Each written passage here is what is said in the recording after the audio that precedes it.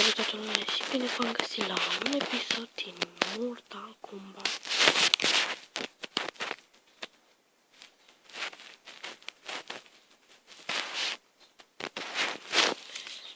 Și până la cursa de câteva zile avem 3 jucători, n-am mai jucat.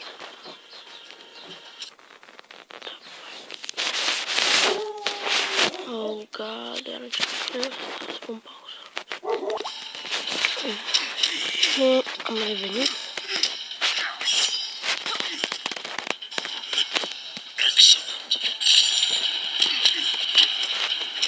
Și prost joc acum. Am jucat și am avut pe Sub-Zero, pe Scorpion.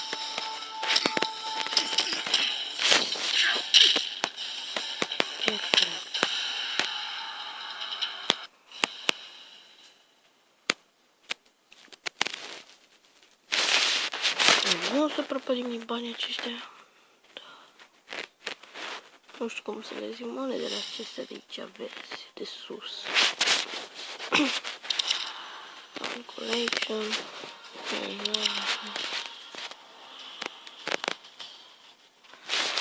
Ok.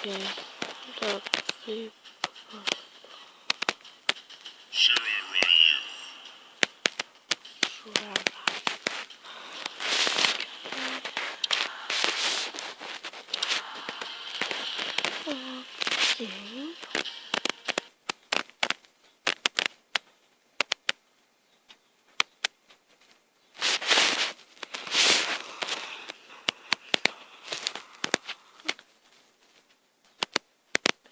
Ceva bun. Este unde vom face și noi un live. Putem de la asta.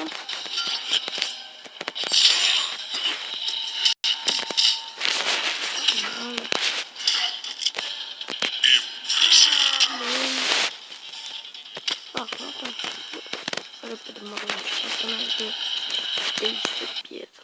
Greu.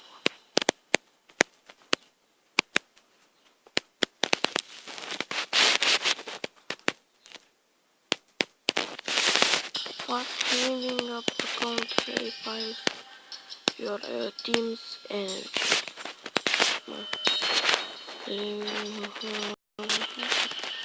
Aha, nu, da.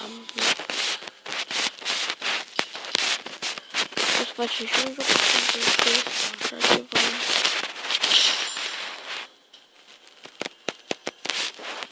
Și încă timp.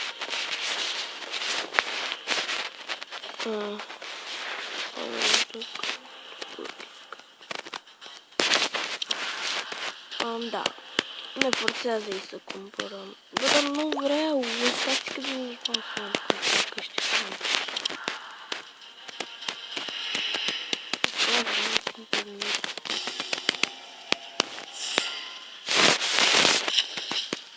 Oooo, bine așa. Bine, să bani să iau mai mare. Ce l-am făcut?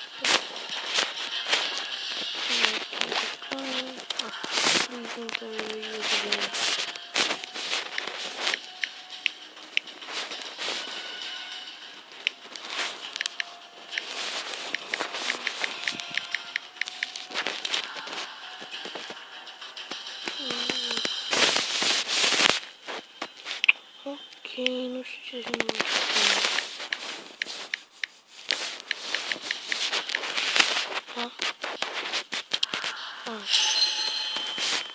Opa, și încă 3. Bă, nu. Before Iconic Challenge. Mamă, încă mai sunt challenge. Hai, avem timp să avansăm puțin și după aia.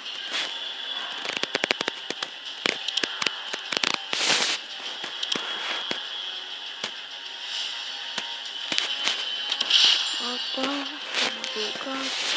Oh my god, ce fain! Oh, stop! Hai, ce aici.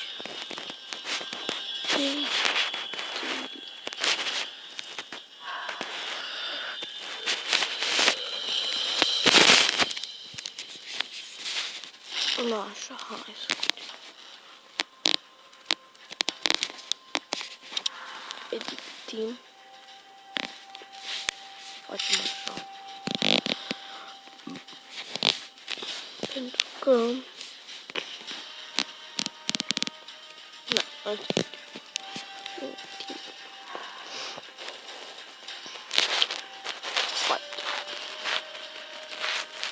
Da, aici, la un anume timp, o să vă apar mai multe. Selectați pe Sub-Zero, cel mai bun Sub-Zero, că pe categorii. Ok. Și aici jos, pe tot fix pe mijloc, jos de tot, o să aveți un pătrățel acolo care se încarcă și când apăsați pe el o să aveți acel jucător. Nu pentru mult timp, doar pentru o lovitură. Hai să vedem ce zice scot. Uitați.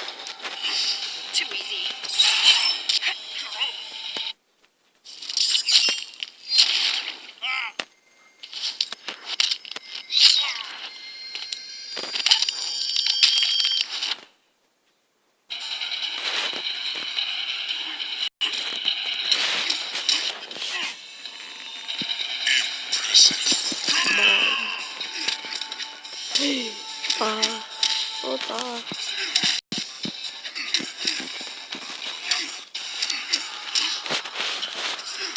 Ia zi, mă. Până la urmă, o să ne înghețe. Nu.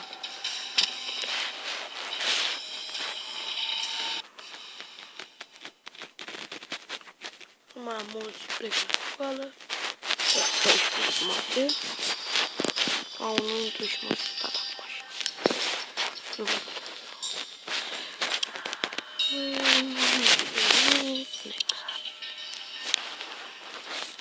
Și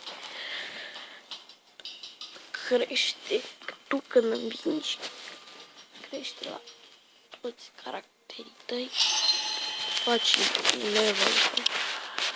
Și dacă faci level-ul, crește și damage-ul și viața. Care o am. Asta e o echipă destul de bătrână. Aici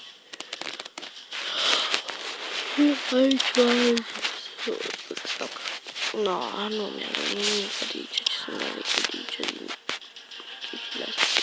Băgăm pe asta, că e de level 4. Eu parcă aveam level 3 și ceva. Că m-am jucat mai înainte.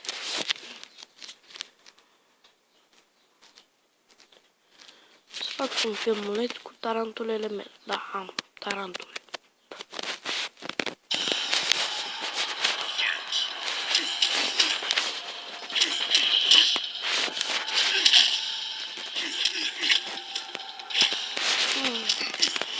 E un fel de reptile de viteză mare.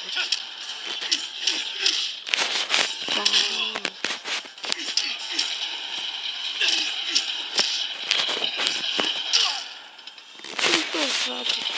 Dacă l-ai pe scurt,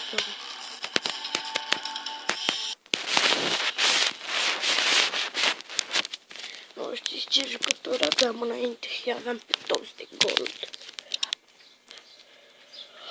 Cu iar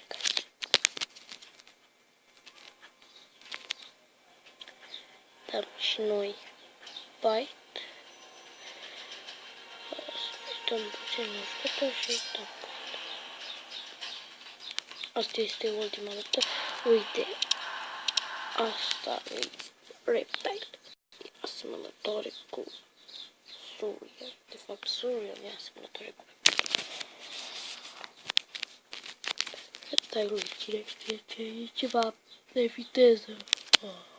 Iar ca să...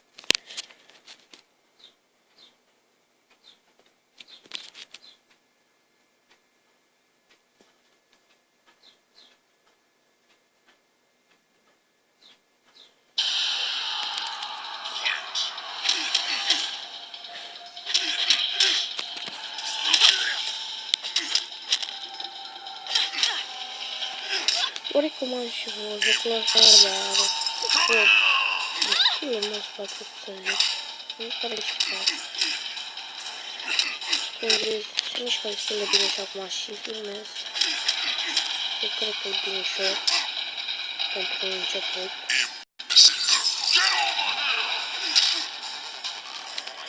Deci, sper că v-a plăcut acest episod. Nu uitați să dați like, să vă abonați și să dați share, să vadă și prietenii voștri.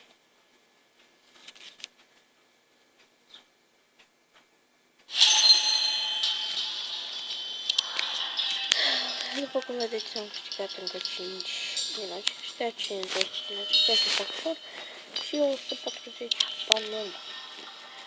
Sper că v-a plăcut, nu uitați să dați like, să abonați, pa, pa!